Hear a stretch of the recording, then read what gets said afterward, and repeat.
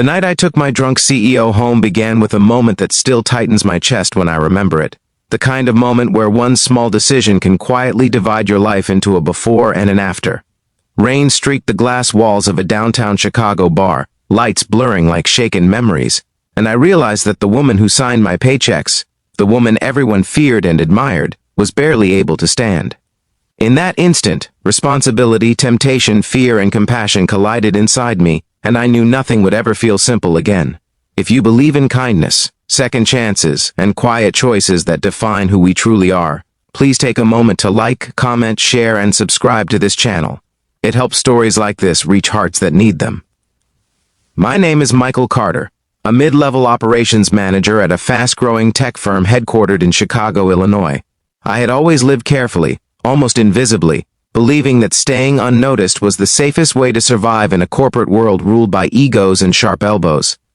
Our CEO, Rebecca Lawson, was the opposite of invisible. She was sharp, commanding, and seemingly untouchable, a woman who walked into rooms and bent gravity around her. That evening was supposed to be a harmless company celebration after landing a major investor. I planned to show my face, nurse one drink, and leave early, just as I always did. But life, as it often does, had other plans waiting quietly in the corner. As the night wore on, laughter grew louder and restraint thinner. I noticed Rebecca sitting alone near the end of the bar, her usual steel composure replaced by something fragile and unguarded. She had clearly drunk far more than she should have, and the people who usually hovered around her had drifted away, eager to protect their own images. Watching her struggle to gather her things stirred something uncomfortable inside me. She was powerful, yes, but she was also human, and in that moment, deeply alone. Leaving her there felt wrong in a way I couldn't explain, so I offered to help her get home, expecting resistance or dismissal. Instead, there was only relief written across her face. The drive through the city felt longer than it should have. Streetlights flickered past like silent witnesses as Rebecca drifted in and out of sleep in the passenger seat. I kept my eyes on the road, my hands tight on the steering wheel, reminding myself again and again of the line I could not cross. Her apartment was a high-rise overlooking the river, immaculate and cold, a place that felt more like a showroom than a home. I helped her inside, set her down on the couch, and made sure she had water and a blanket. Every instinct told me to leave immediately, yet another part of me worried about abandoning her in such a vulnerable state. In the end, I stayed just long enough to ensure she was safe, then quietly let myself out, carrying the weight of the night with me. Sleep never really came. My mind replayed every second, searching for mistakes that hadn't happened, but felt close enough to haunt me anyway. By morning, anxiety sat heavy in my stomach. At work the next day, whispers followed me down the hallway, or maybe I imagined them. When Rebecca called me into her office before noon, my pulse thundered in my ears. She looked different in daylight, composed, distant, and searching. She struggled to piece together the previous night, her confusion obvious, her memory fractured by alcohol and exhaustion. The unspoken question hung between us, heavy and dangerous, and I realized how easily truth could be twisted by assumption. I explained everything calmly, carefully, choosing honesty even though it felt like stepping onto thin ice. I told her how I had taken her home, made sure she was safe, and left without crossing any boundaries.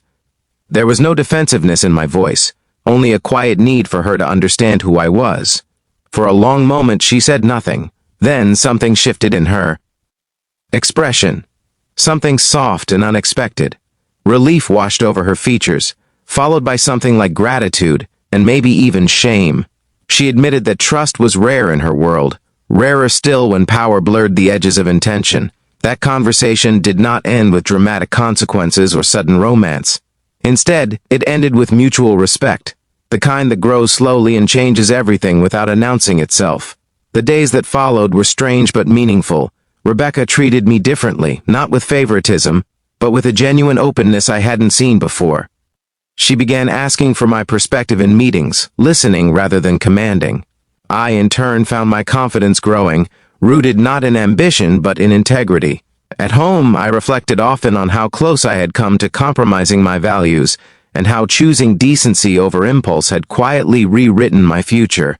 The office culture shifted as well, subtle but real, as if one act of kindness had rippled outward in ways none of us could fully see. Weeks later, Rebecca invited me to join a company outreach program supporting local shelters and recovery centers across Illinois. She shared, without details, that the night I helped her home had forced her to confront parts of herself she had long ignored: loneliness, pressure, and the cost of always being strong. Watching her stand before volunteers, not as a CEO but as a person seeking to give back, moved me more than any promotion ever could. It reminded me that leadership isn't about control, but about character revealed when no one is watching. If this story is touching your heart right now, if it reminds you that small choices can hold enormous power, please pause for a moment to like this video, share it with someone who believes in doing the right thing, and subscribe for more stories that speak to the soul. And before we reach the ending, I want to make a special request. Please comment below and tell us whether you believe integrity still matters in today's world. Your words might encourage someone who needs them. Looking back, I realized that night was never about scandal or fear, but about grace. Grace in choosing respect over temptation. Grace in seeing the humanity behind authority. Grace in understanding that second chances are often given quietly, without applause. Rebecca and I never became close friends, but we became something more important. Two people who saw each other clearly in a moment of vulnerability and chose to respond with dignity. My career grew, yes, but more importantly, my sense of self did too. Life rarely changes with grand gestures. More often, it shifts in dimly lit rooms during rainy nights when no one is watching and the easiest choice is not the right one. That night taught me that who we are is defined less by what we want and more by what we protect. Our values, our respect for others, and our faith that goodness still matters. And if this story moved you even a little, please engage with this video, because stories like this live on through the hearts they touch.